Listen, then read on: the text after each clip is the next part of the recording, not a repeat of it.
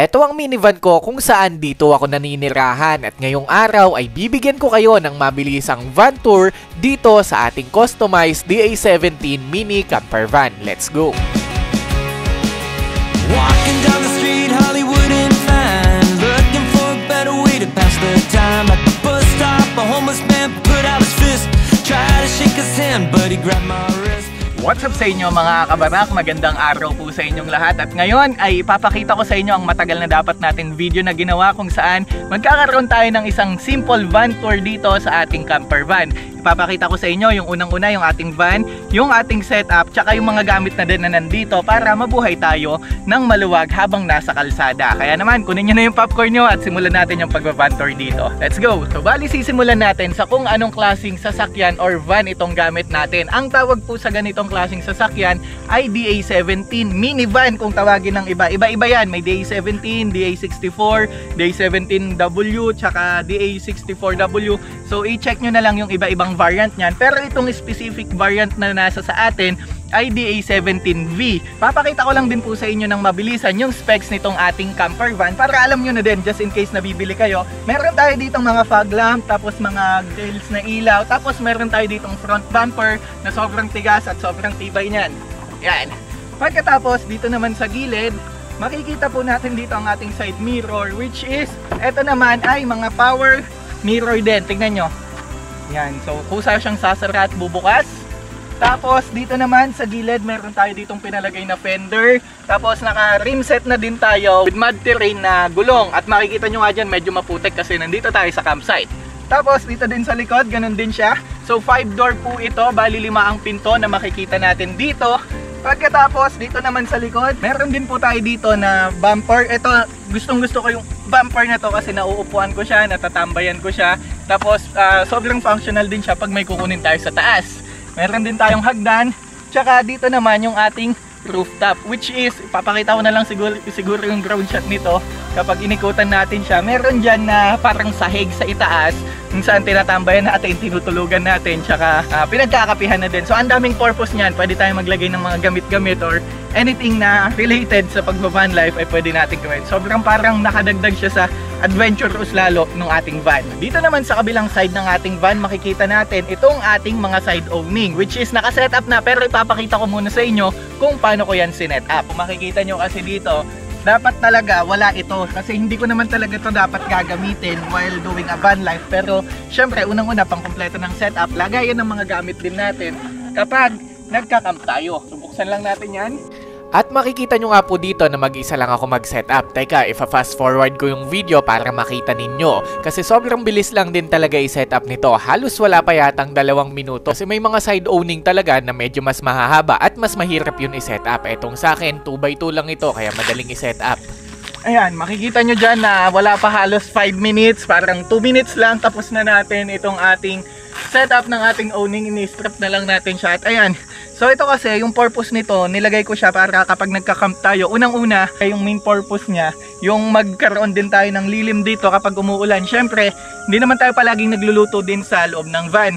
Paminsan-minsan nandito tayo, nagsiset up tayo ng mga tables and chair, tapos tumatambay tayo sa mga katulad nito, yung magandang campsite. Ayan, katulad nito, maganda yung campsite, meron tayong view. Tsaka isa pa, minsan nakakatulog din tayo dito, naglalagay tayo ng folding bed na mapapanood nyo sa ibang mga videos natin. Ilalagay ko na lang siguro dito kung saan naglalatag lang tayo dito, 2 folding bed, pwede na sa 2 tao, tapos 2 uli sa loob.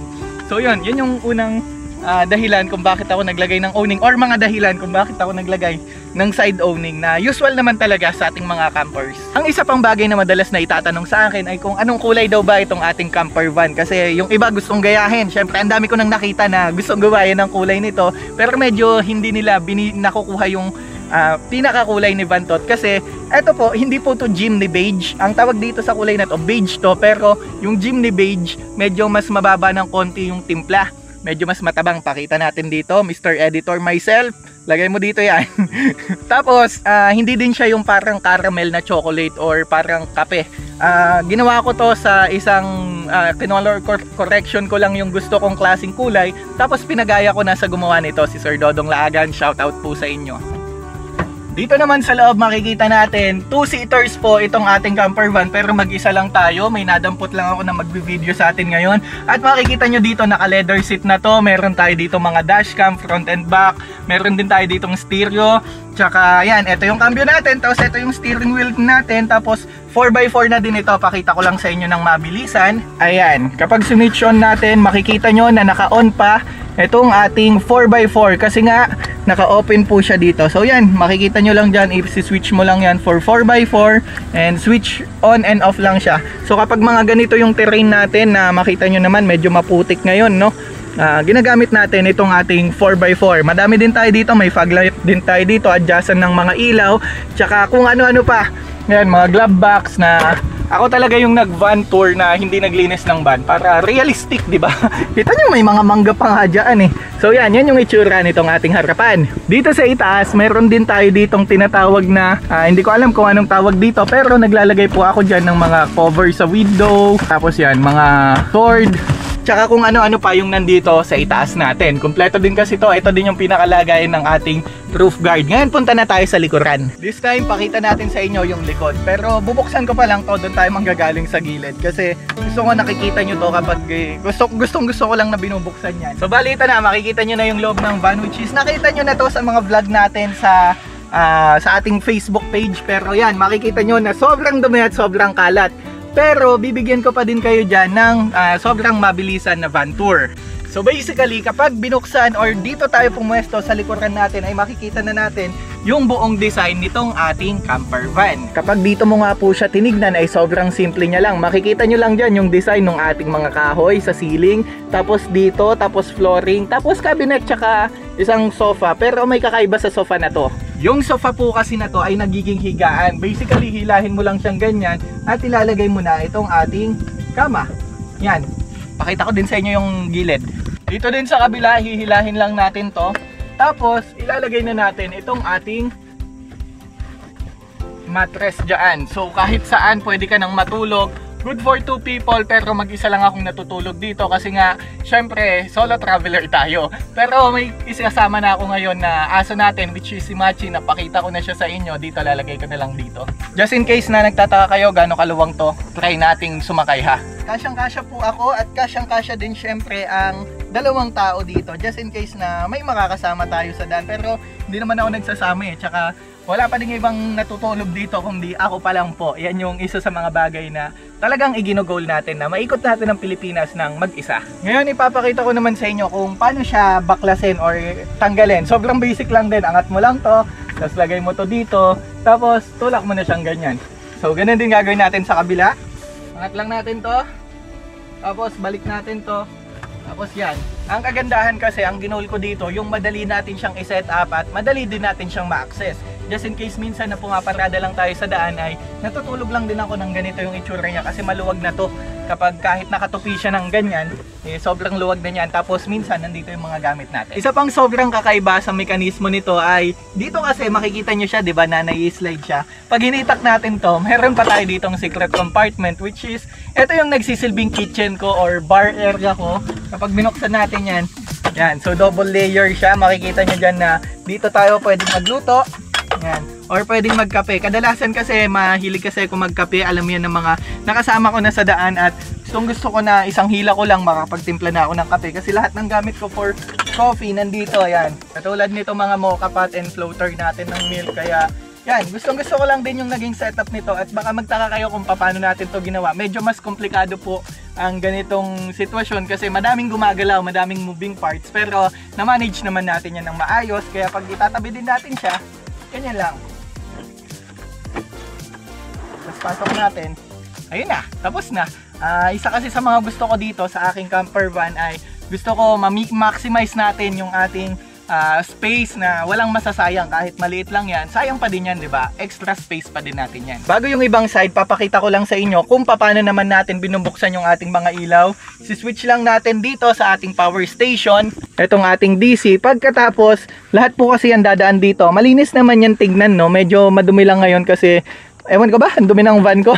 Ayan. Pagka open po natin yan, buksan lang natin tong dimmer. Tapos, ito na yung on and off natin. Light 1, light 2, light 3. Light 1, light 2, light 3, light 4. Ayan na. Makikita nyo dyan may mga electrical tape yan kasi nga po, tinatakpan ko yan sa gabi. Magiging ganyan kasi siya pagka naka-on. Yan. Pagkatapos makikita na natin dyan itong ating napakagandang lightings. May mga dimmer din po yan kung saan pwede nating labuan at liwanagan yung ilaw. Dito sa labas natin, makikita din natin dito syempre itong ating pop-up table na ganyan lang. Sobrang tibay din itong pop-up table na to. Ganyan lang siya, sobrang basic. Extension na lang po talaga ito para may nalalagyan tayo ng kape. So just in case na may ginagawa tayo sa labas, may napaglalagyan tayo. Shoutout pala kay Boss Nelix. Ayan, Nelix Cup Adventure. Thank you sa cup mo. Then dito din sa ating loob, makikita natin dito ang isang cabinet.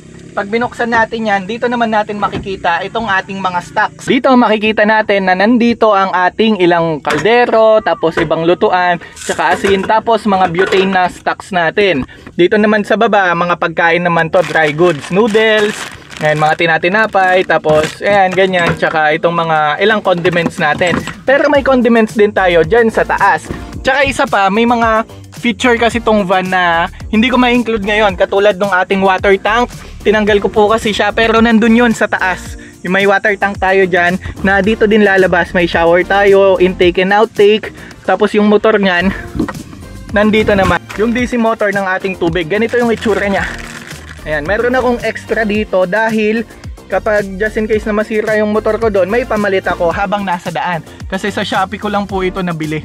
Dito naman, mga lubid just in case na kailanganin natin. Tapos, eto, electrical supplies na to. Ito yung ating mga wirings ng ating mga power station. Tsaka mga battery ng ating electric fan. Tapos dito, ang ating Bluetti charger, which is pwede tayong mag-charge ng power station habang nasa van. Kung gusto nyo mapanood kung paano ko yan sinetup, ginawa, check nyo na lang to. Yan. Tapos ito naman, drawer. Kapag hinila po natin yan, dito natin makikita itong ating hammock. Meron tayo ditong airbed kapag gusto kong matulog sa labas or dun sa taas. Ito yung ginagamit ko. Lalatag lang natin yan. Another hammock. Tarp pala to. Tarp pala to, sorry. Tapos ito hammock, tsaka iba pang mga camping gears. Ayan, madami din tayong kung ano-ano dito, pang electrical, pang maintenance. Tsaka, ayan, mga tali-tali. Yan yung laman yan. May kabilang drawer pa yan. Dito sa ating kabilang drawer, pag binuksan natin, syempre, ito nga yung ating solar panels. Minsan, nahugot natin dyan.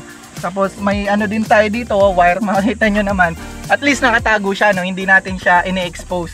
May cable wire yan dyan para, ginawa ko lang siyang ganyan para pag natutulak, gumagalaw lang siya. Then dito, ito naman po ang aking mga damit. Yan, lahat na ng klase ng damit ko nandito na sa drawer na to. Kaya anytime, anywhere, pwede tayong maligo, magpalit. Dahil yun nga, may water tank tayo, may bihisan tayo. Kumpleto na talaga tayo dito sa loob ng ating van. Tapos may isa pang feature to na hindi ko mapapakita sa inyo. Kita nyo yung mga lock na yan.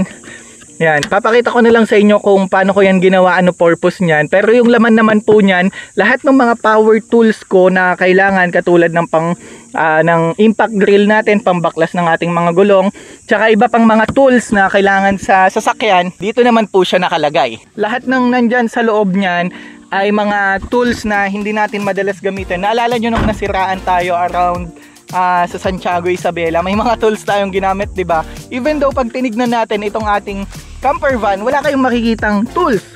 Pero nandito kasi yan. Naaangat po yan ng buo.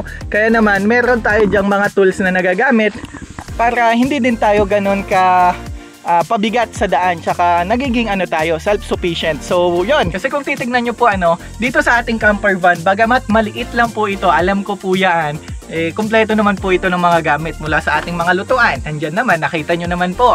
Tapos meron din tayo ditong mga ilaw, meron tayo ditong mga stocks, meron tayong panggawa ng van, meron tayong solar panels, meron tayong charger from DC. Tapos may tulugan tayo, halos lahat na, babiyahe ka na lang. Ang pinaka masakit lang talaga dito, kapag unang setup, yung unang pag-setup mo dito, yung gagastusin mo, yan yung isa sa mga bagay na talagang unang gagastos ka. Pero pagkatapos naman yan, halos gas tsaka pagkain mo na lang yung binabayaran mo. Kasi yung hotel mo, ako po ngayon almost nasa 8 months na akong nagta-travel. Ni minsan di pa ako nag-hotel dahil lagi ako dito natutulog sa loob. At makikita nyo naman na sobrang sulit at sobrang worth it ng pagbibuild natin dito sa ating camper van. Kaya din naman po, this time, gusto ko lang din kayong pasalamatan sa pagsuporta nyo sa akin. Kasi alam nyo naman, konti lang talaga yung nagiging upload natin dito sa YouTube. Pero ngayon, mas dinadalasan na natin. And salamat dahil mula nung nagbibisikleta pa lang ako, nandyan na po kayo, nakasuporta na kayo. Tapos nung nag-van life ako, doon tayo sumabog sa other platform. Naka 1.5M followers na tayo dyan sa Facebook natin. At ngayon, we're targeting 500,000 dito sa ating YouTube bago matapos ang taon. At salamat kasi patuloy nyo po akong sinusuportahan from different kind of adventure, pero isa lang din naman yung purpose ng ginagawa ko na to. Gusto ko lang maging masaya, gusto ko lang din magpasaya at mag-motivate ng ibang tao. Kung ako nga na ganito yung edad ko ay kinaya kong gawin yung mag-set up, gumawa ng van, tsaka eto, yung gawin yung mga bagay na gusto ko, what more pa kayo na mas may potential sa akin, mas bata po kayo sa akin. By the way, I'm 26 years old and I'm turning 27 this year. Parang nag-start ako na gumawa ng mga vlog way back nung 22 years old ako. So almost 5 years na ako dito sa industry, and hanggang ngayon, from that 5 years, hindi naman talaga madali ang mga pinagdaanan natin. Hindi naman yan parang isang ganun na lang, biglang andyan ka na. So natuto naman tayo sa experience, natuto tayo sa iba't ibang klaseng kakayanan, from how to engage to people, paano makisalamuha sa people, paano gumawa ng maayos-ayos na video. At ngayon na kahit paano natutunan na natin yan, nandyan pa din kayo from start to the finish. Kaya naman, yun lang, nagpapasalamat lang ako sa inyo na minomotivate ko din kayo. Kung sa tingin nyo may gusto kayong gawin sa buhay, may tingin nyo, may idea kayo na maganda, i-push nyo lang, try nyo lang subukan, kasi wala namang mawawala. Kaysa naman pagdating ng araw, magsisisi tayo na what if ginawa ko pala yung bagay na naiisip ko noon. So, nasa na kaya ako ngayon? So, mas maganda nang i-risk natin ng konti habang bata pa tayo, habang wala pang umaasa sa ating mga pamilya. Dahil yun lang din yung ginawa ko. Yun yung naging sekreto ko, ang 3 bagay na lagi ko pong sinasabi. Lagi tayong magtiwala sa itaas, lagi tayong magdasal, tsaka syempre, samahan natin ng sipag at tiyaga. This is Lem Official at salamat po sa inyong panonood. Ano palang masasabi nyo dito sa aking camper van? Maganda ba siya? Pangit ba siya? May mga flaws ba to?